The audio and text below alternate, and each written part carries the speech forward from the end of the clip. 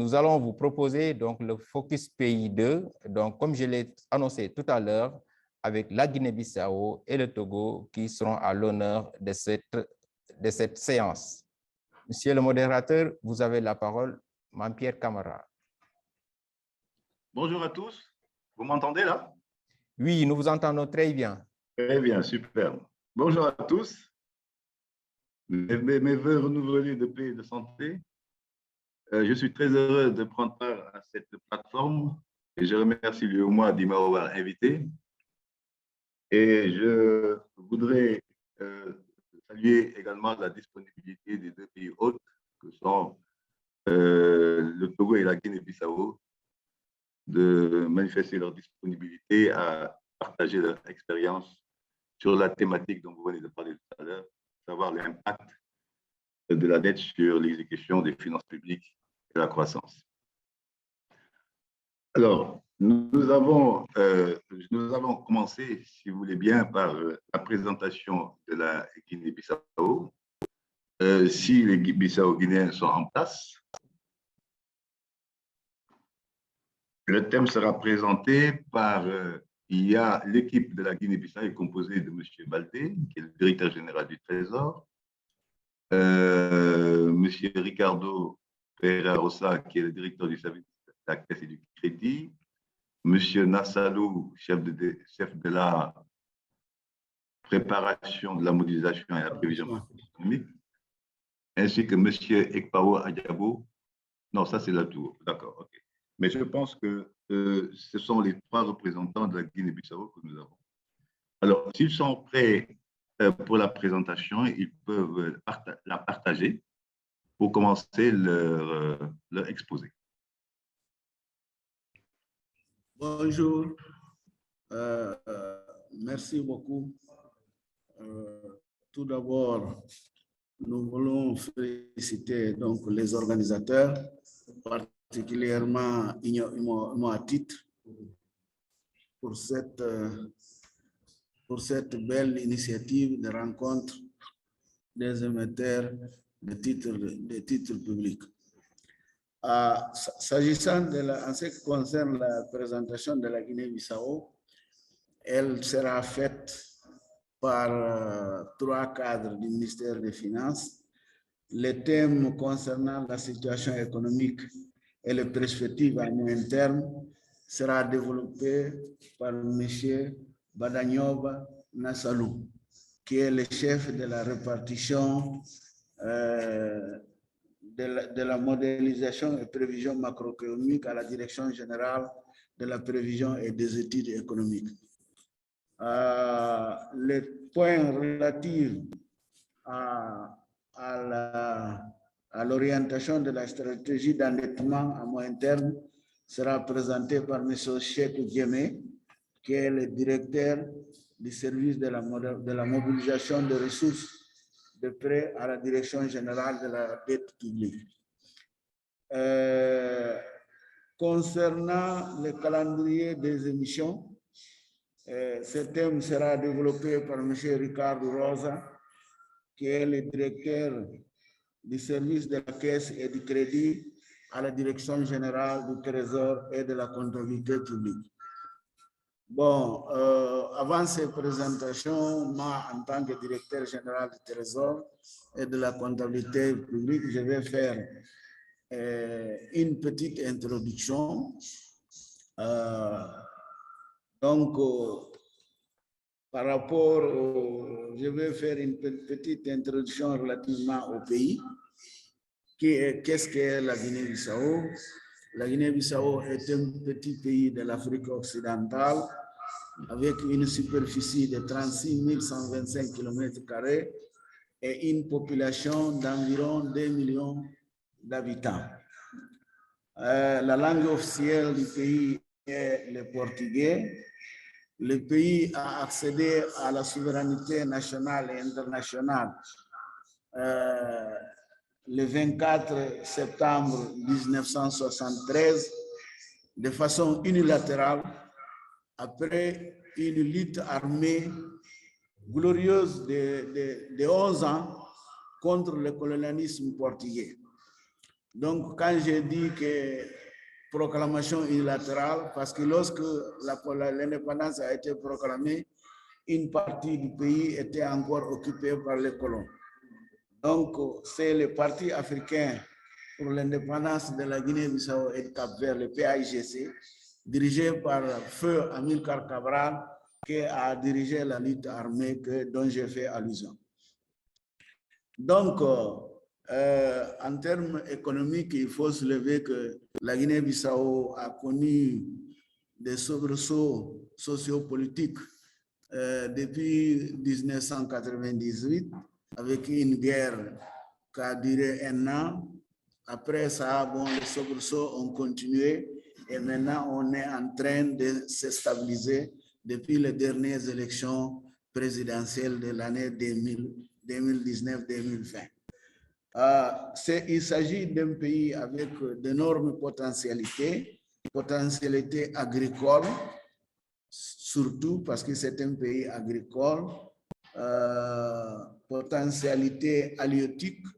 Il y a une large partie du territoire est constituée de la mer, des potentialités aussi en ressources naturelles, notamment phosphate, la bauxite, et il y a une forte probabilité de l'existence du pétrole qui est actuellement en cours il y a des compagnies qui font donc la prospection. Et enfin, en ce qui concerne les potentialités qu'il ne faut pas négliger, ce sont les potentialités en matière touristique. Donc, c'est un pays qui a une partie constituée par un archipel avec plus de 80 îles où donc les potentialités touristiques sont énormes. Je parle de l'archipel de Bijagos. En ce qui concerne la partie économique, donc la Guinée-Bissau, depuis 2019, avait cessé d'avoir un programme avec le FMI. Bon, comme le gouvernement qui a été mis en place en mars 2020 avait le souci d'assainir les finances publiques, il a entamé des discussions avec les fonds qui ont eu comme corollaire la signature d'un accord d'un programme de référence non financier avec le FMI le mois de juillet 2021 avec une durée de 9 mois qui a commencé en avril 2021 et qui était censé aller jusqu'à décembre 2021. Pour ce programme, il était prévu donc des évaluations trimestrielles en nombre de 3. La première a eu lieu en septembre, tenant compte des données de fin juin, et a eu aussi en novembre dernier, tenant compte des données des mois en fin septembre. Et en mars prochain, on aura la dernière évaluation par rapport aux données de fin décembre 2021. Les 2 premières évaluations ont été conclusives, positives, parce que ce que le pays avait engagé et le pays a pu honorer ses engagements macroéconomiques, structurels, etc. Donc, si la prochaine évaluation de mars devient aussi positif, le pays entamera un nouveau programme financier avec l'économie, donc la fameuse facilité de crédit élargie. Donc, nous comptons beaucoup sur ça. Nous estimons que c'est très important que le pays ait un programme avec les FMI. Bon, je voudrais aussi parler un peu, en résumé, donc, quelle est la situation de respect des normes de convergence de l'Union. En termes d'inflation, on est dans les normes. L'inflation estimée pour 2021 est de 2,4%. En 2020, était de 1,5%.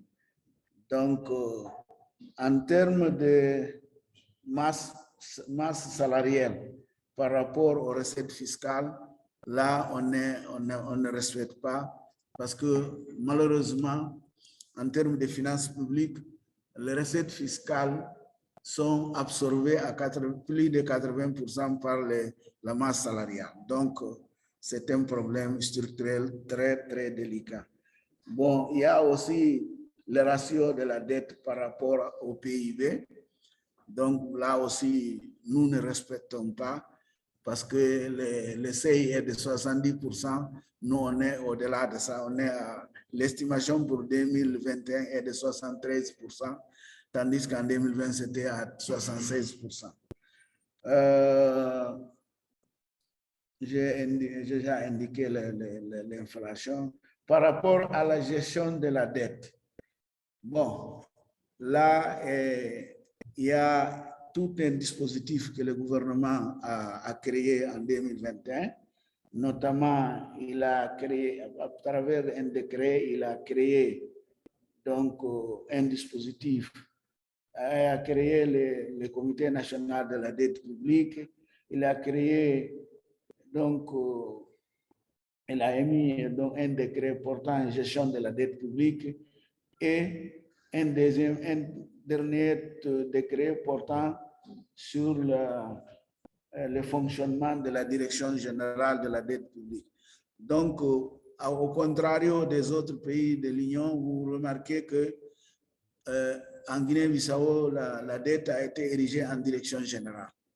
Donc, que normalement la dette devait être liée au trésor, mais compte tenu de l'importance et le poids de la dette, donc il a été érigé, la dette a été érigée en direction générale depuis 2017, si je ne me trompe pas. Par rapport aux interventions du pays au marché des titres, il faut signaler que le pays a mobilisé en 2021 111,29 milliards de francs. Et pour 2022, le programme prévoit, le pays prévoit mobiliser 77 milliards. Donc, en nette baisse par rapport aux mobilisations de 2020 et 2021. Bon, 2020 était une année exceptionnelle compte tenu de la crise sanitaire liée à la COVID-19. Bon, il y a eu des dépenses supplémentaires qui ont été induites pour pouvoir faire face, pour pouvoir lutter efficacement contre cette pandémie, cette maladie. Que, bon, jusqu'à présent, on est avec, mais pas avec l'intensité de 2020. Donc, ceci dit, je vais passer la parole aux différents intervenants en fonction des points pour qu'on puisse donc faire la présentation de la Guinée-Bissau. Donc, je passe la parole à M. Nassalou, qui va présenter le thème concernant la situation économique et les perspectives économiques à moyen terme. Merci de votre attention.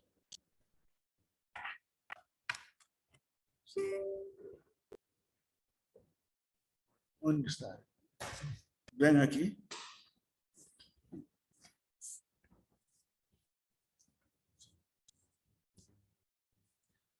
Bonjour à tous. Je m'appelle Bidegno Banassalo, chargé de la prévision et de la modélisation à la Direction générale des prévisions et études économiques. Sans plus tarder, je vais passer la présentation de la situation économique récente de la Guinée-Bissau. Comme déjà l'a dit tantôt, le taux de croissance en 2020, c'est de 1,5%, suite à des mesures restrictives prises par le gouvernement.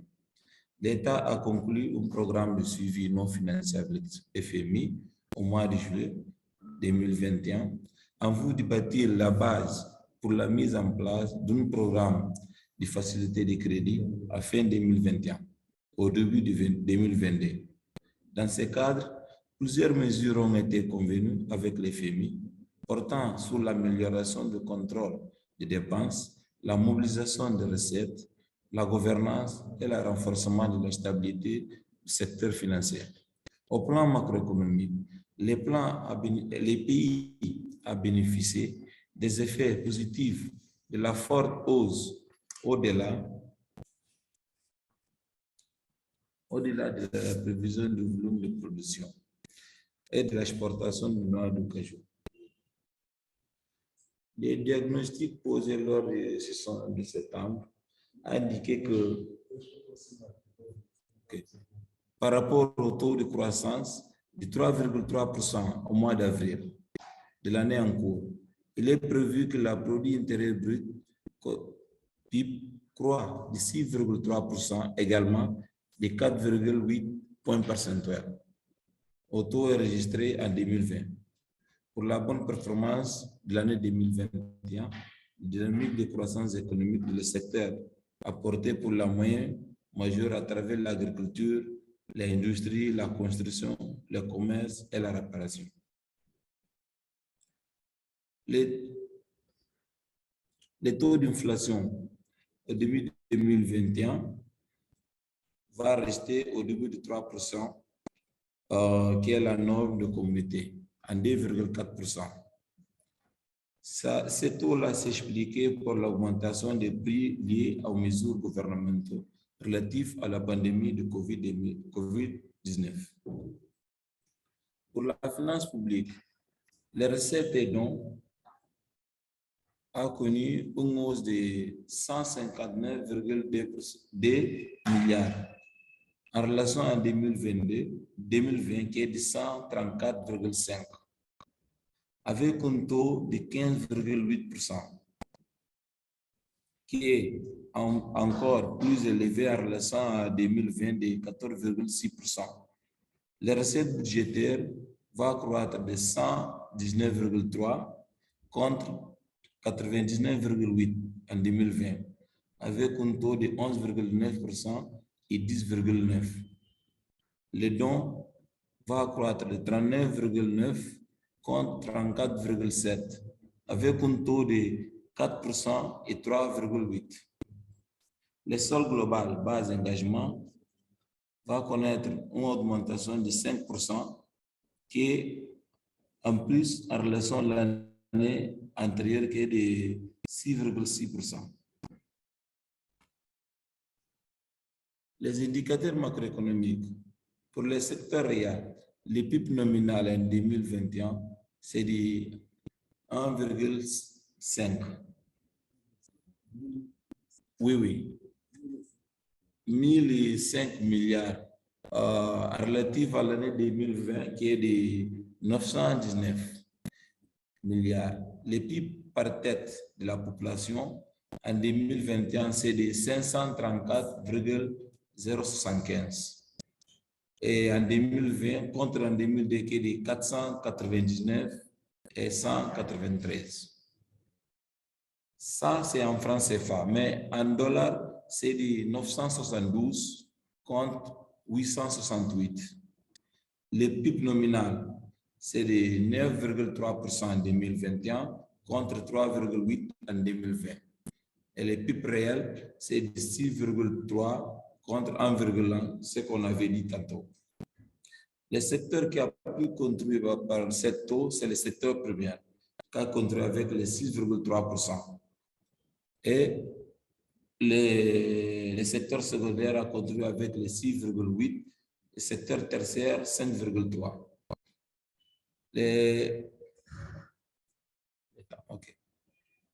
L'exportation des biens FOP a connu une augmentation de 145 milliards contre 111 milliards en 2020. Cette augmentation s'expliquait par la forte hausse de l'exportation de la noix de cajou, qui est de 139,8 milliards contre 110 en 2020. Pour l'indicateur de la convergence, l'idée, je l'avais bien expliqué. Donc, on va passer directement par les perspectives. Pour les perspectives macroéconomiques 2022, 2023, 2024, on note que le PIB réel va continuer à croître et en 2024, il va se stabiliser à 3,6%. Bon, pour les critères de la convergence, en 2022, on ne va pas respecter toute la norme ou tous les critères. C'est-à-dire que le sol global inclut les dons, on ne va pas respecter. Seulement en 2024 qu'on va commencer à donner des signes positifs. C'est des moins 2,8. Les taux d'inflation, si on va continuer à respecter, de 1,6 jusqu'à 2024, de 1,6%. Les masses salariales, par rapport aux recettes fiscales, on ne va pas respecter. Les dettes publiques en pourcentage du PIB aussi, on va commencer à donner des signes en 2024 qui est de 61,8%. Les taux de pression fiscale aussi, on ne va pas respecter. Pour cela, on vous remercie. On va passer à la deuxième. OK. Maintenant, on passe à M. Sekou Diémé, le directeur, donc au niveau, un des directeurs au niveau de la Direction générale de la dette publique, qui va faire la présentation relative à l'orientation de la stratégie d'endettement à moyen terme. Merci.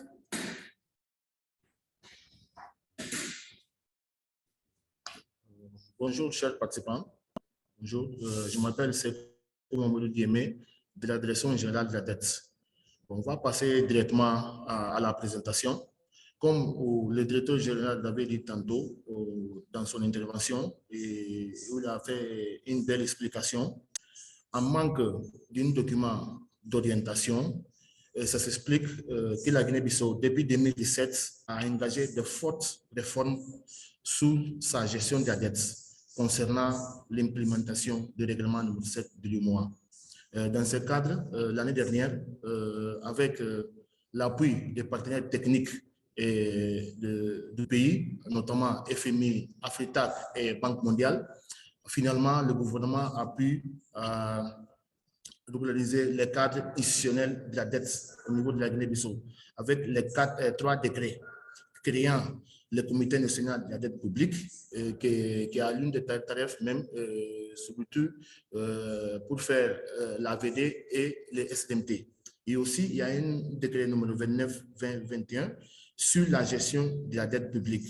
Et aussi, le décret numéro 30 qui porte sur le fonctionnement de la Direction générale de sa dette. Donc, voilà un peu l'aperçu que nous voulons donner, que la Guinée-Bissau a renforcé son cadre juridique en matière de gestion de la dette. Et ensuite aussi, il y a le CNDP qui est opérationnel. Et on rappelle aussi que le CNDP a été créé depuis 2017, mais seulement en fin 2020 et début 2022, qu'ils ont fait les premières réunions. Et aussi, il y aura une seconde réunion en fin mars pour qu'on puisse débuter vraiment élaborer un document de stratégie d'endettement. Pour cela, sans tarder, comme on est pris pour le temps, je vais passer mon collègue, M. Ricardo Rosa, pour donner suite au programme. Je vous remercie.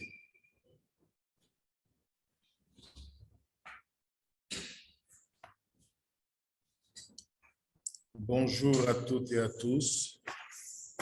Et on vous remercie pour votre participation dans notre émission d'hier.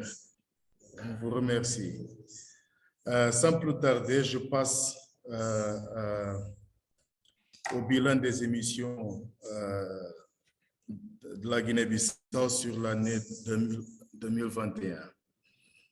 Pour dire que la Guinée-Bissau est intervenue 7 fois sur le marché avec 11 titres émis pour un montant total mobilisé de 111,29 milliards de francs CFA. Les interventions de l'État ont eu un taux de couverture de 294% contre 193% enregistrés en 2020. L'ensemble des interventions ont porté sur 6 points de maturité. Pour dire que l'État de la Guinée-Bissau est intervenu pour la première fois sur des 7 ans infinis. On a eu presque le même montant mobilisé qu'en 2020. la taille moyenne des émissions était de 9 milliards. Les interventions ont été régulières dans tous les trimestres de l'année. Nous avons eu 2 changements par rapport à notre prévision. Perspective 2022. L'État compte intervenir 7 fois sur l'année, de manière régulière toujours, et sur un jour fixe, comme l'habitude, le mardi. Cette année, on va procéder à l'abondement systématique sur les maturités de 5 et 7 ans. Le montant unitaire des émissions sera de 10 à 13 milliards sur les maturités qui varient entre 3 et 7 ans. Nous comptons mettre en place une opération, une gestion active de la dette pour procéder aux opérations de rachat et aussi bien une stratégie pour être plus proche avec les investisseurs. Voici notre calendrier prévisionnel. Et nous comptons avec votre appui pour atteindre nos objectifs. Merci. Merci. Merci beaucoup. Bon. Merci beaucoup, DG. Monsieur le modérateur, voilà. Voilà. Présenté donc la présentation de la Guinée-Bissau. Bon, vous pouvez remarquer des fois, il y a des mots qui manquent. Nous sommes un pays lusophone, donc il faut nous en excuser. Si, même dans la présentation, il peut apparaître des mots en portugais. C'est pas grave. Mais, je vous en prie, je vous en prie. Donc, il faut nous comprendre. Voilà donc la présentation. Encore une fois, merci pour aux initiateurs de cette rencontre, notamment Imoatit. Merci pour la bonne opération que nous avons eue hier au marché. Donc, nous sommes toujours, donc, nous allons participer activement dans les émissions de l'Imoatit. Merci. Merci beaucoup, DG. Obrigado. Merci beaucoup. De nada. Obrigado, excusez-moi. Obrigado. Merci beaucoup pour cette présentation exhaustive sur la situation de la Guinée-Bissau. Alors, je ne sais pas, comme on a absorbé pas mal de temps, je voudrais savoir, est-ce que le Togo est en place pour que nous puissions passer rapidement à la présentation du Togo, pour être dans les limites du temps qui nous ont été imparties. Est-ce que le Togo est en place?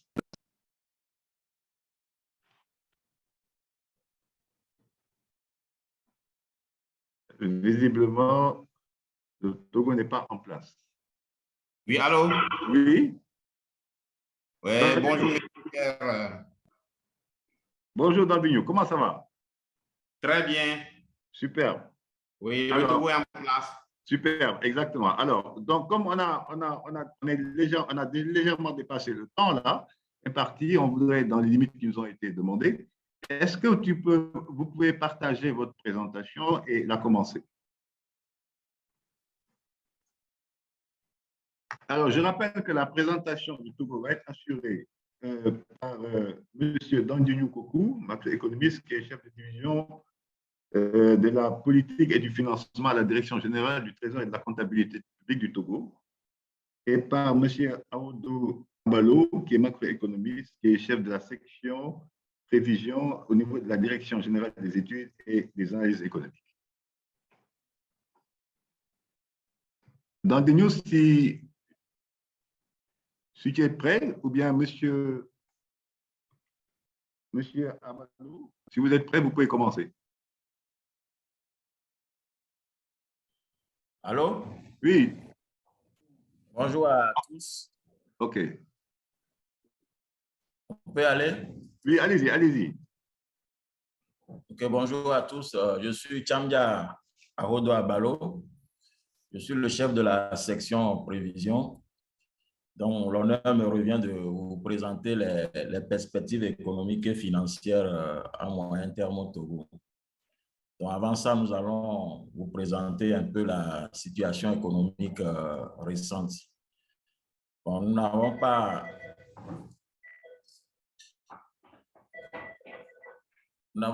pu préparer les éléments sur les généralités du Togo, mais on peut dire quelque chose très rapidement sur les généralités du Togo, c'est-à-dire le Togo, c'est 56 785 km², avec une population de 8 millions environ, selon les derniers recensements de 2010, avec un taux de croissance démographique de 2,4%. Voilà globalement ce qu'on peut dire très rapidement sur les généralités du Togo. Maintenant, par rapport à ma présentation, dans un premier temps, je vous propose le plan que voici, la situation économique récente, notamment ce qui s'est passé en 2020 et les estimations de l'année précédente, c'est-à-dire 2021, avant d'aborder les perspectives à moyen terme. À la fin, je vais vous présenter un peu le profil des indicateurs macroéconomiques, donc ce que nous appelons les critères de convergence, vu que le pacte de convergence a été suspendu en 2020. Au niveau de la situation économique récente, bon, on voit sur le graphique, ces dernières années, le Togo a connu une croissance moyenne de près de 5%, dû notamment au dynamisme de l'ensemble des secteurs de l'économie, l'amélioration du climat des affaires, et puis les investissements, notamment dans les infrastructures économiques. Mais comme l'ensemble des pays au monde, le Togo a été touché aussi par le Covid en 2020, qui a sérieusement impacté l'économie. Donc, le Togo a connu un ralentissement économique important. Donc, le taux de croissance est ressorti à 1,8%. Et bon, contrairement à certains pays qui ont connu plutôt une contraction de l'économie, nous remarquons que l'économie togolaise a été résiliente, due notamment aux mesures contracycliques que le gouvernement avait prises, notamment en mettant beaucoup l'accent sur le financement c'est-à-dire beaucoup d'investissements pour faire en sorte que l'économie puisse être justement résiliente. Et donc, il y a eu beaucoup de dépenses, justement, et avec l'impact négatif sur l'économie de Covid, il y a eu moins de recettes. Donc, forcément, le Togo est ressorti avec un déficit budgétaire assez important. Donc, pour l'année 2021, comme le FMI l'a noté dans ses perspectives, on a noté quand même une reprise au niveau mondial. Cette reprise a été aussi ressentie au Togo. Les 6 premiers mois, la conjoncture économique nationale montre une reprise de l'activité économique. Et nous prévoyons un taux de croissance de 5,3%. Bien que l'année 2021 est passée, nous sommes en train de collecter les données pour pouvoir refaire les estimations. D'ici mars, nous allons réviser le cadre macroéconomique. Mais nous pensons que le Togo, en 2021, devrait faire un taux de croissance de 5,3%, notamment tiré par les extractifs et l'activité au niveau des BTP. Au niveau des finances publiques et de la dette, et comme je l'ai dit, vous allez voir que les 3 dernières années avant 2020, on avait un déficit, mais moins important, ce qui fait ressortir un solde budgétaire en dessous de, c'est-à-dire que moins de 3% de déficit. qui a été salué d'ailleurs au niveau de la CEDEAO, le Togo étant le seul pays à avoir successivement, sur ces 3 années-là, respecté le critère clé de solde budgétaire. Mais malheureusement, avec Covid, 2020, les dépenses ont été très importantes. Donc, on a dépassé le seuil de 3%. On est allé même 4% au-dessus du seuil, c'est-à-dire 7% de déficit budgétaire. Mais au niveau, en 2021, bon, Covid étant plus ou moins maîtrisé, nous pensons que progressivement, le Togo va entamer, grâce aux reprises, la descente sous le seuil de 3%. Donc, le seuil est prévu à 6% en 2021, avec un taux d'endettement qui devait ressortir à 59,3% à fin juin 2021. Bon, j'ai les données un peu plus récentes. À fin septembre 2021, on était autour de 60% du taux d'endettement. Bon, l'activité économique ayant repris, donc on s'attend à ce que les recettes fiscales puissent augmenter en 2021 pour faire justement baisser ce solde budgétaire, ce déficit budgétaire plutôt. Au niveau des échanges extérieurs, nous avons, au niveau de la balance courante, qui est toujours déficitaire, nous avons une balance des biens et services déficitaires un peu contrebalancée par la balance au niveau des revenus, les revenus primaires et secondaires qui réduisent un peu ce déficit commercial, donc avec une balance commerciale quand même toujours déficitaire. Mais globalement, la balance globale des échanges est excédentaire, comme vous pouvez le constater sur la diapositive.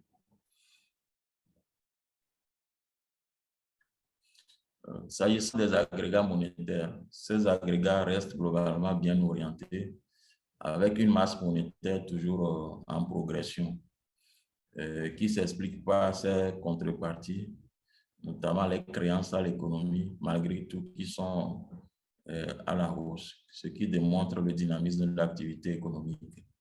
Bon, pour la plupart du temps, ces créances financent les secteurs tels que les BTP et le commerce.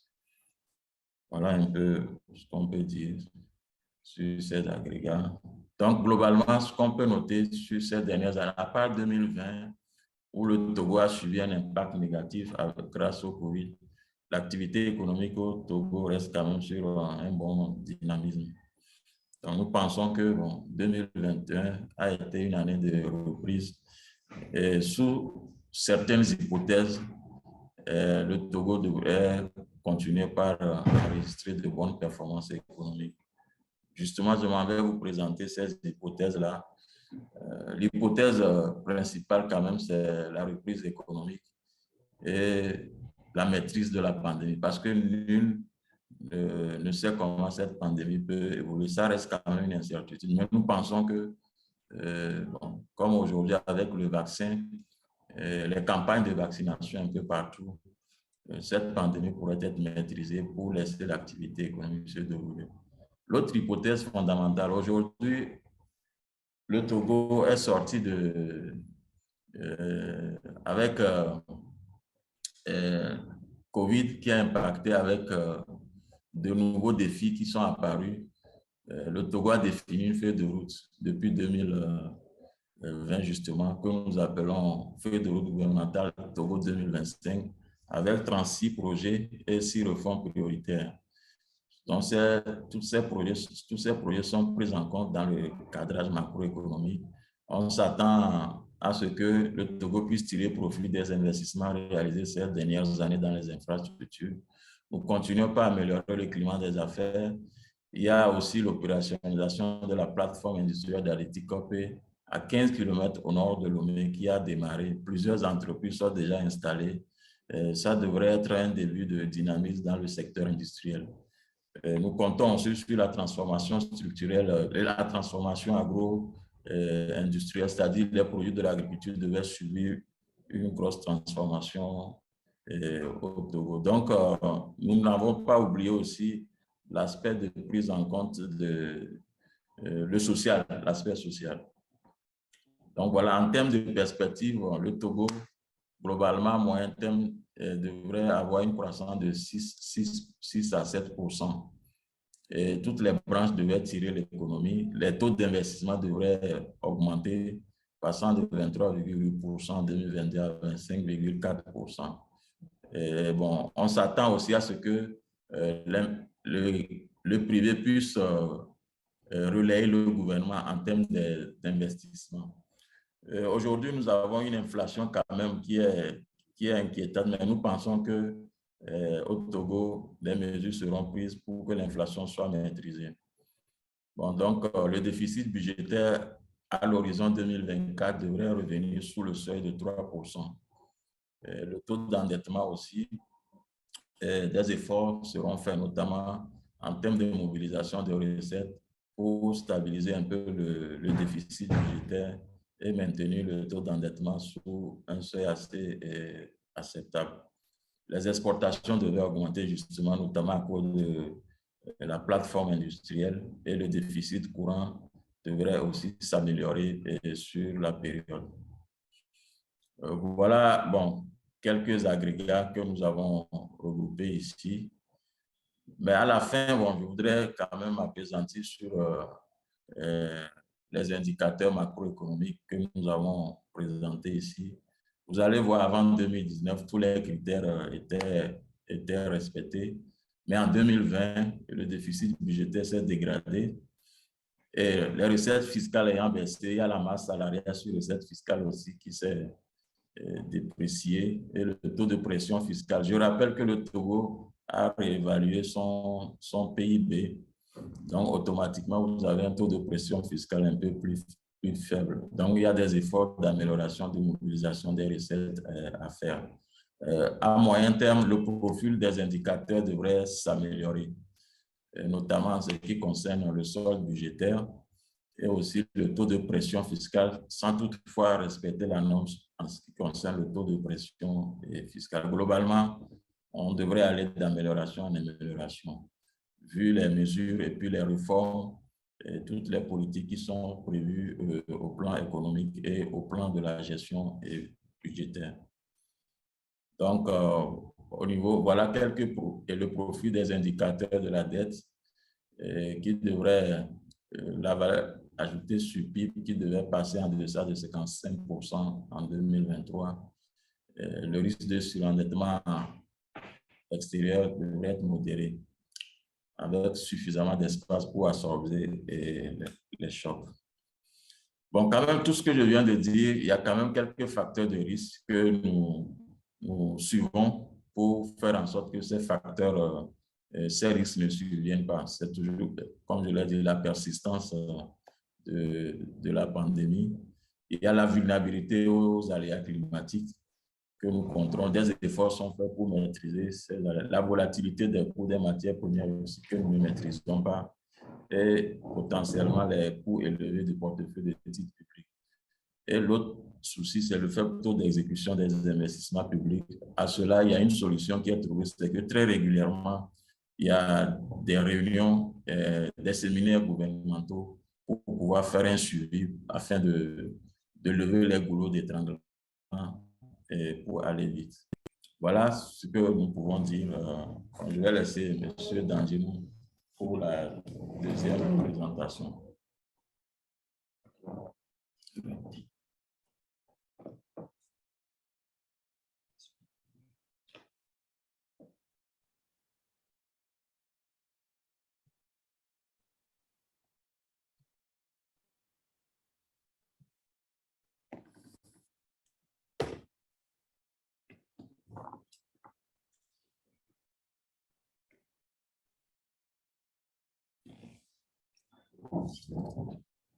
Donc, je me présente, c'est M. Danjino Kokou, chef de division politique et financement à la direction de la dette publique.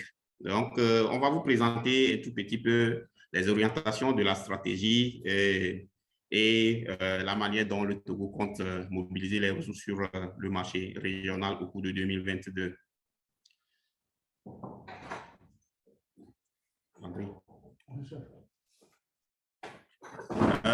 Il faut noter que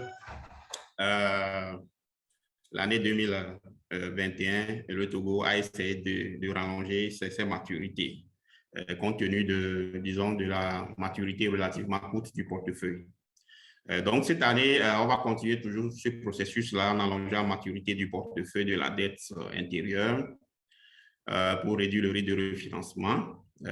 On privilégie les maturités longues, 7, 10 et puis 15 ans au cours de 2022. Disons, pour maîtriser le coût du financement, le Togo va continuer toujours par solliciter les guichets concessionnels. En 2022, le budget est projeté à 1776,05 milliards de francs CFA. Le besoin de financement qui se dégage se chiffre à 697 milliards. Et donc, pour couvrir ce besoin, il y a le marché qui sera sollicité à hauteur de 533 milliards au cours de 2022. On veut faire un tout petit peu le bilan de ce qui s'est passé en 2021.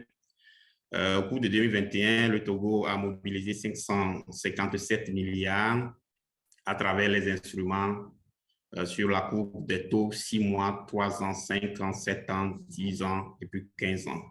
Il faut noter que le Togo est le tout premier pays à aller sur la maturité de 15 ans avec une très bonne réussite.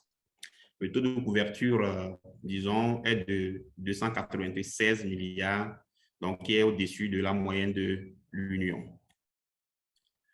Disons, avec les intrants annuels, on ressortira à 550 milliards au cours de cette année.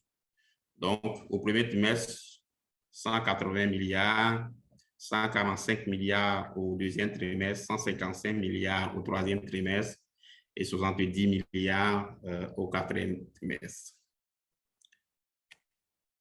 Donc, les instruments, nous avons 3 ans, 5 ans, 7 ans, 10 ans et puis 15 ans. Il y a les intrants annuels aussi, comme on a décliné. Il y a donc les lignes. Donc, cette année, avec l'agence UMOA-Titre, la politique de mobilisation, donc émission de taille continue sur une meilleure couverture des opérations, une ou plusieurs opérations de grande taille pour absorber les montants à mobiliser, intervention régulière du Togo fixée le vendredi et abondement systématique des titres pour réduire la fragmentation des titres émis pour constituer des gisements de 70 à 80 milliards. Bien, voilà à peu près ce que le Togo aura à faire sur l'année 2022 et compte sur les investissements pour l'atteinte de ces objectifs. Je vous remercie. Merci beaucoup à Dandigno et à Abalo pour cette présentation qui reflète les orientations du Togo tant au plan macroéconomique qu'au plan de la gestion de la dette.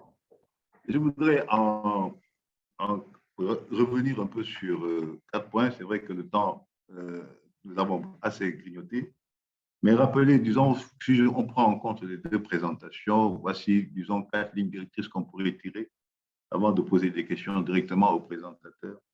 D'abord, qu'on a l'impression, sous réserve des risques qui ont été soulignés ici, que les pays sont dans une phase de reprise, de relance économique, avec des perspectives qui sont tout à fait encourageantes, nonobstant évidemment ce qui vient d'être rappelé comme facteur de risque. Le 2e élément qu'il convient de souligner, c'est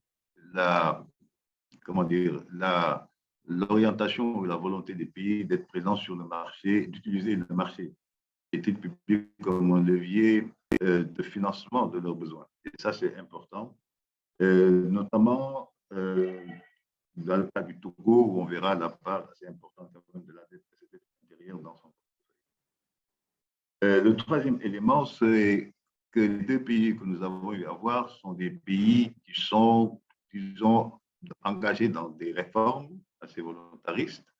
D'abord, le Togo, qui a déjà entrepris des réformes, il va continuer de le faire puisqu'il est en discussion sur un programme avec le Fonds monétaire pour consolider certains acquis et permettre, renforcer évidemment cette participation à la relance économique. Et puis la Guinée-Bissau, qui après son programme de surveillance, et comme l'a dit le DG tout à l'heure, va à partir de mars certainement ou du premier semestre, engager une discussion avec le Fonds sur un programme en vue de réaliser les réformes pour la maîtrise de ses dépenses et l'augmentation de ses recettes budgétaires. Le troisième élément, ce sont les initiatives. L'autre élément, ce sont les initiatives que je prendrai surtout du côté du Togo, prises en vue de maîtriser le risque de refinancement. Donc, de manière générale, je pense que les orientations qui sont indiquées sont assez claires,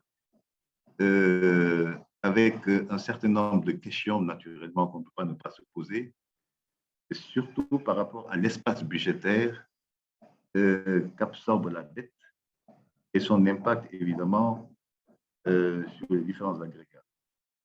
Et c'est pour ça que je voudrais poser des questions d'abord je vais poser des questions d'abord au Togo, puisque je sais qu'ils sont engagés sur quelques urgences par rapport à la mission du Fonds monétaire, pour demander à l'équipe du Togo, certes, le Togo a fait un effort.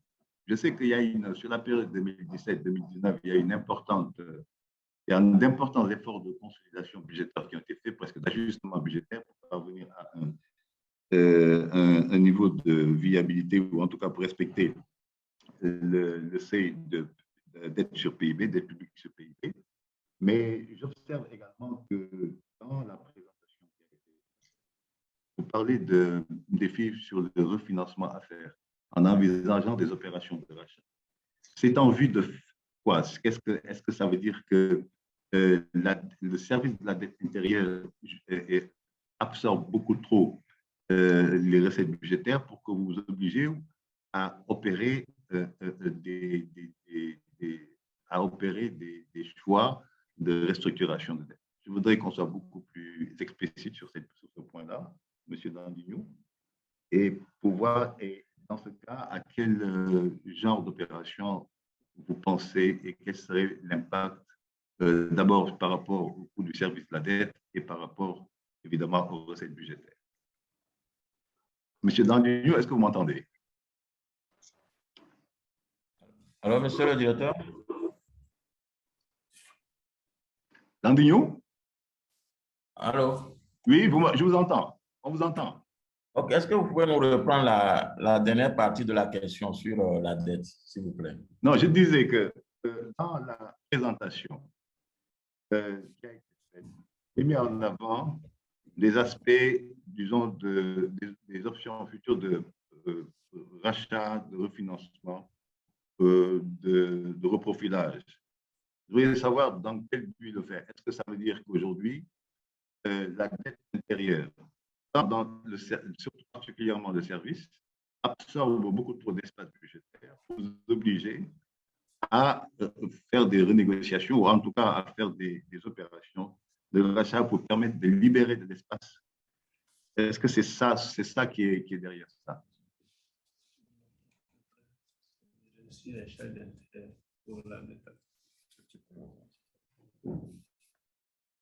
Allô? Oui. Oui, merci, monsieur Mampierre. Oui. Monsieur Dandignou s'excuse, il a une urgence tout à l'heure. Ah, ok, d'accord, ok. Monsieur Abina, donc,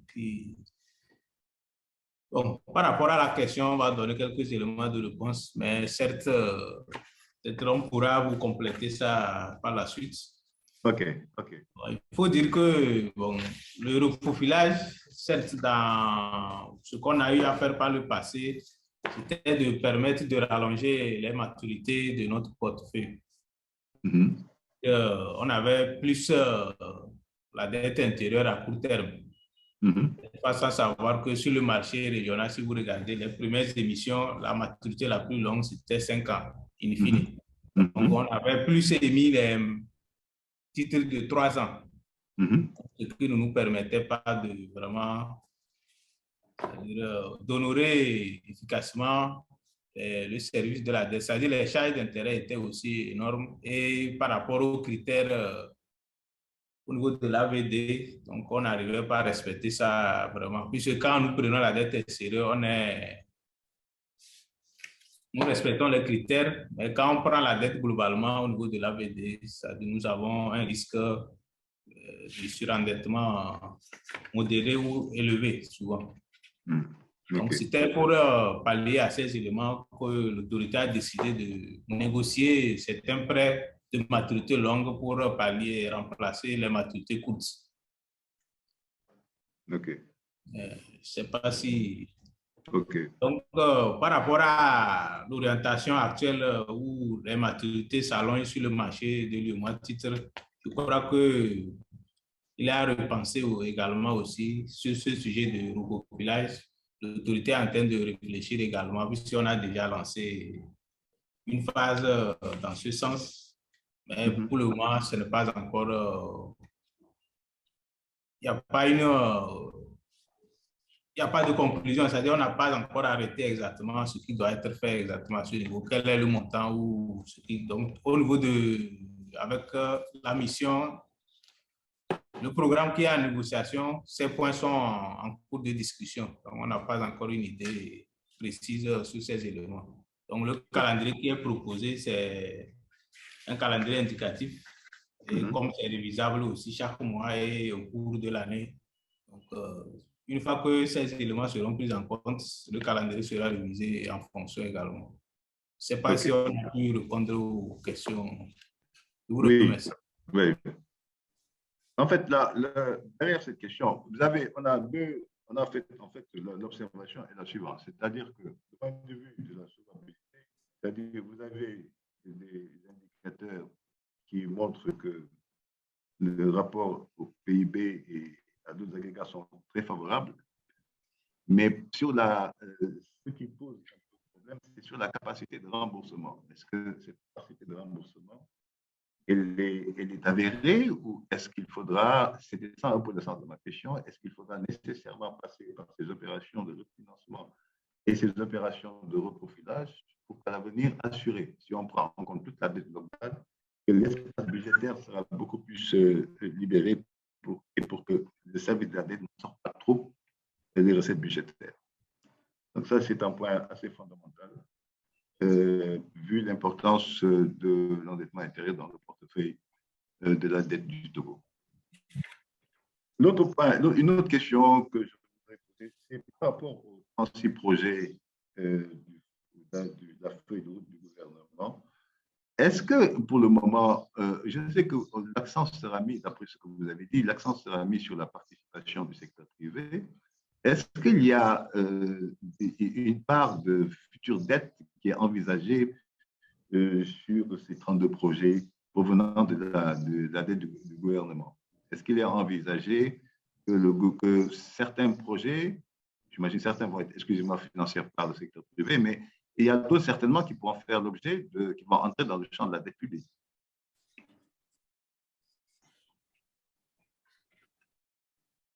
Allô? Oui, allô? Oui. Oui, au niveau de la feuille de route gouvernementale, comme on l'a dit, oui. Aujourd'hui, il y a une priorisation qui est en train d'être faite à travers le programme d'investissement public, le PIB. Oui. Donc, quand on regarde les 36 projets, ce n'est pas sûr que c'est les 36 qui sont mûrs ou bien qui ont une étude de faisabilité. D'accord, OK. Le gouvernement essaie de donner les priorités, c'est-à-dire qu'il y a 10 prioritairement qui ont été définis, notamment pour l'année en cours, et qui sont prises en compte dans le programme d'investissement public. Donc, M. Dandy m'a donné le budget de 2022 qui s'élève à 1 700 milliards. OK, tout à fait. Forcément, bon, les projets qui seront pris en compte sont pris en compte dans les investissements publics prévus. Donc, voilà. Donc, Ok. forcément, bon, pour financer les investissements, une fois que les recettes ne suffisent pas, forcément qu'il y a une partie qui sera prise en compte. Mais quand même, il y a une priorisation qui sera faite pour que les projets porteurs soient pris en compte en priorité. Ok.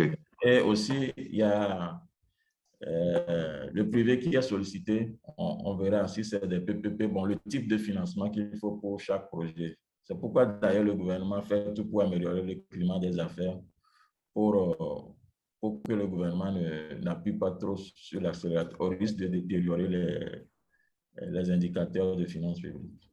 Très bien. Alors, je vais prendre une question qui est posée ici. Le Togo, est-ce que le Togo entend rester exclusivement sur le marché des titres publics ou est-ce qu'il compte émettre sur d'autres marchés tels que le marché financier régional?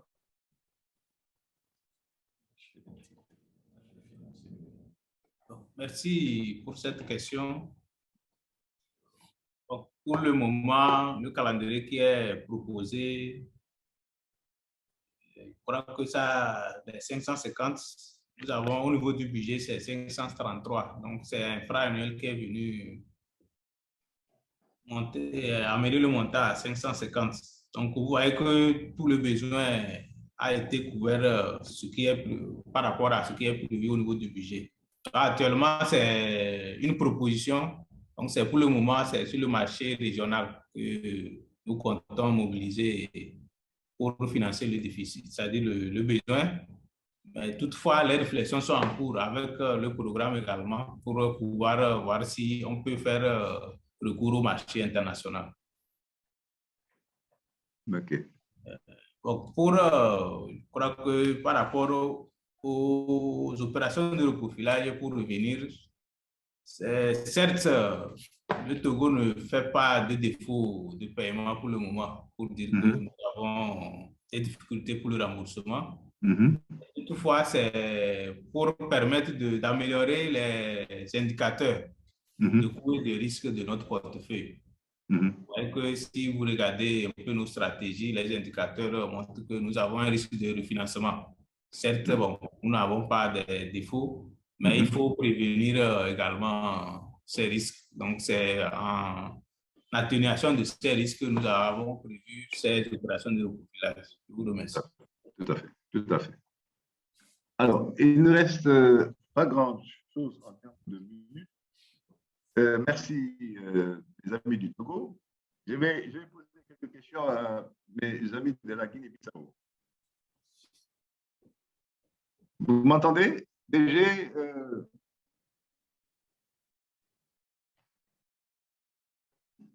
est-ce que vous m'entendez? C'est court. Oui, on vous entend. M'entendez? Il y avait des coupures. Hein. OK, d'accord. Okay. Maintenant, on vous entend. OK, super. Alors, je voudrais revenir sur le point. J'observe, comme on l'a dit tout à l'heure, qu'effectivement, en termes de perspective, vous semblez avoir dépassé le système de la crise et nonobstant les risques sur qui ont été soulignés. S'il vous plaît, vous ne m'entendez pas? Oui, il semble que vous étiez un peu loin du micro là. Maintenant, oui, mais avant, on ne vous entendait pas. Alors, sur le rapport, sur la dette sur PIB, c'est-à-dire sur le ratio de valeur sur PIB, quels sont est-ce qu'il y a... Est-ce que vous envisagez, est-ce que vous envisagez une politique d'ajustement budgétaire? Parce que j'observe que jusqu'en 2024, la Guinée-Bissau... Il y a des coupures, hein, on n'entend pas. Allô? Vous m'entendez là à présent? Oui, maintenant, oui. La question a été la suivante. Pour aller vite. Est-ce que, par rapport, j'observe que jusqu'en 2024, le Togo, la Guinée-Bissau n'est pas, disons, n'a pas respecté le seuil de la dette sur PIB dans le cadre de l'UEMOA, des critères de convergence. Quels sont pour le moment les options qui sont en discussion ou que vous envisagez de prendre pour ramener cela non pas en 2024, mais beaucoup plus tôt? Est-ce que ça, c'est un élément qui est dans le panier de dialogue que vous avez actuellement avec le Fonds monétaire ou bien un dialogue en interne au niveau du gouvernement? et quelles sont les perspectives que ça donne? Comprenez? Bon. Monsieur Camara, Oui. nous avons quelques soucis pour vous entendre. Donc, si si vous remarquez, même le calendrier des émissions, Oui. pour 2022, on est en recul de 30, Oui. de 30,8% par rapport à 2021.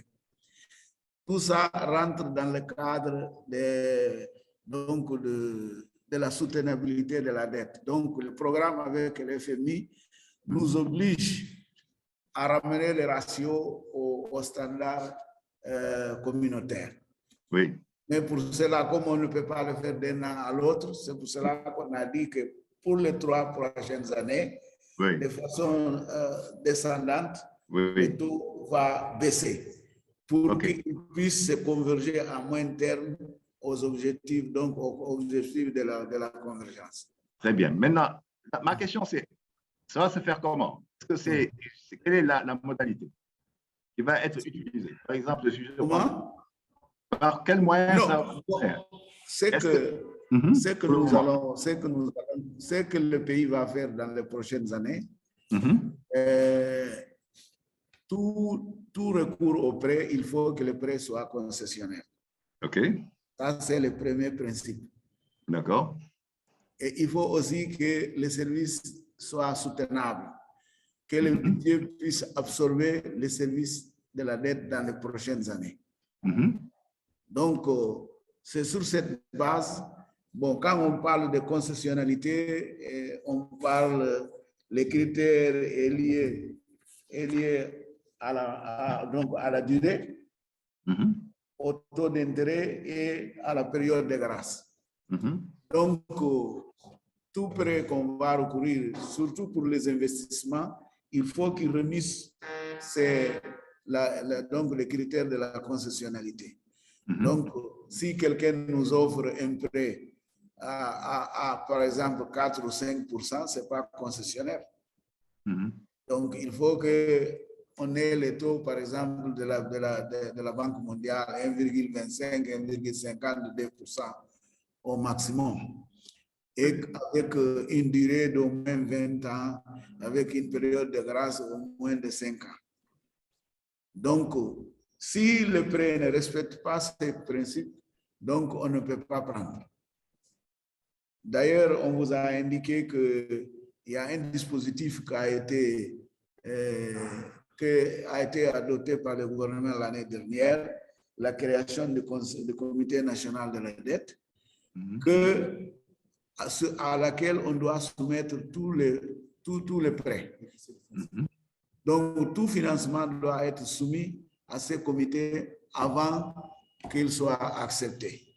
Et le comité, il va prendre en considération tous ces éléments dont je vous ai parlé. La concessionnalité, est-ce qu'il y a, c'est soutenable, etc., etc. OK. Voilà. Est-ce qu'il est envisagé une réduction des dépenses d'investissement ou des dépenses courantes pour parvenir à se maintenir dans un niveau de respecter les critères? Non, le programme que je vous ai parlé avait une partie quantitative et une partie structurelle. Oui. La partie quantitative était essentiellement liée aux finances publiques. Oui. On a un gros problème, comme je vous ai indiqué à l'introduction, c'est lié à la masse salariale par rapport aux recettes fiscales. Donc, on a une masse salariale qui est très élevée, on a des problèmes pour respecter la norme sous-régionale de 35%. Nous, on est au-delà de 80%, choses comme ça. Donc, mais c'est un problème qui n'est pas facile à résoudre, comme vous voyez, parce que c'est lié à la fonction. Dans nos pays, là, malheureusement, l'État continue à être le principal employeur. Ça veut dire que notre secteur privé n'arrive pas à remplacer complètement l'État. Et la plupart des gens, ils viennent donc à la fonction publique. Donc, on a des problèmes pour réduire la masse salariale. C'est ce qui est indiqué dans le programme que je vous ai parlé de référence avec l'équipe technique des FMI. C'était de réduire, ne pas prendre des décisions qui vont dans le sens d'augmentation de la masse. OK. Donc, ça, c'est la principale. Et dans le budget 2022, c'est ça qui est indiqué. Pas question de prendre des décisions qui vont dans le sens d'une augmentation de la masse salariale au-delà de ce qu'elle est aujourd'hui. C'est plutôt de prendre des décisions en vue de la réduire le plus bas possible. Parce que c'est la grande contrainte qu'on a, c'est effectivement au niveau de la masse. Lorsque vous prenez plus de 80% de vos recettes fiscales dédiées au salaire, vous voyez qu'est-ce que ça donne, non? Okay. Ça veut dire que vous avez un problème structurel très important. Tout à fait. Ouais. Alors, déjà, permettez-moi de prendre une autre question. Oui. Alors, c'est demandé, bonjour, est-il arrivé qu'il y ait des défauts de paiement et quelle garantie est-il arrivé qu'il y ait des défauts de paiement pour la Guinée-Bissau, en l'occurrence, puisqu'on parle de... Et quelle garantie vous avez à offrir, aussi bien pour le Togo que pour la Guinée-Bissau?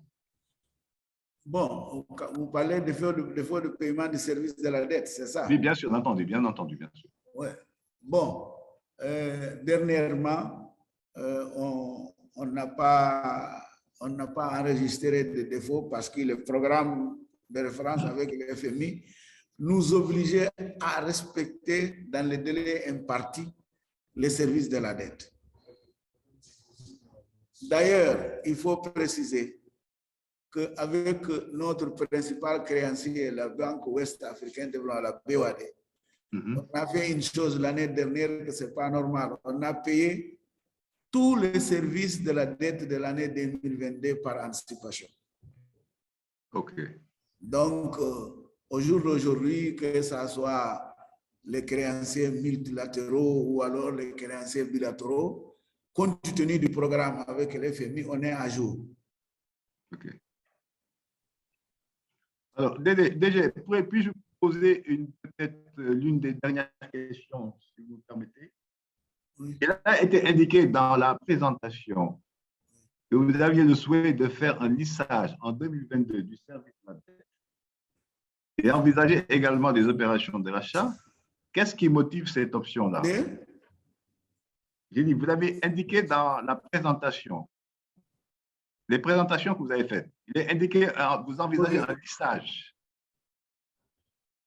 Ça, c'est dans le cadre des interventions dans le marché des titres publics. C'est lequel vous envisagez un lissage sur le service de la dette en 2022. Est-ce que ça veut dire que, en fait, la question est, est-ce que le service de la dette, surtout intérieur, non, je vous avoue que dans les montants indiqués de la dette, il y a une partie très importante qui est liée à la dette intérieure. Absolument. C'est ça le sens de la question. Effectivement. Dívida interne. C'est 300 et quelques milliards. Donc, 300 et quelques milliards de dette intérieure. Ouais, mais pas. Une partie de cette dette a fait objet d'audit. Il y a une autre partie qui n'a pas fait objet, mais cette partie aussi va être auditée. C'est ça l'engagement que le gouvernement a pris, d'auditer aussi cette partie pour qu'on puisse à la fin conclure que les montants qui sont demandés, ce sont des dettes effectives et pas des dettes fictives. Ça aussi, c'est un engagement qu'on a pris pour auditer cette partie de la dette. Vous parlez de l'appurement des arriérés intérieurs. Non, j'ai dit dette intérieure. Oui, oui, mais vous parlez de... Oui, ce sont des arriérés, oui, évidemment. Ok, d'accord. Okay. Il y a un plan d'appurement qui est envisagé dans ce cas. C'est ça qui est en relation avec le plan de lissage dont vous parlez pour 2022.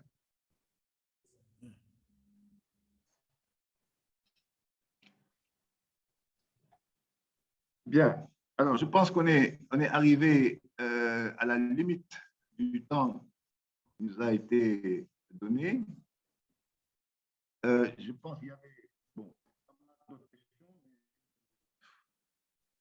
je voudrais remercier nos deux pays hôtes, Togo et la Guinée-Bissau, pour leur présentation et pour les réponses qu'ils ont apportées aux différentes questions.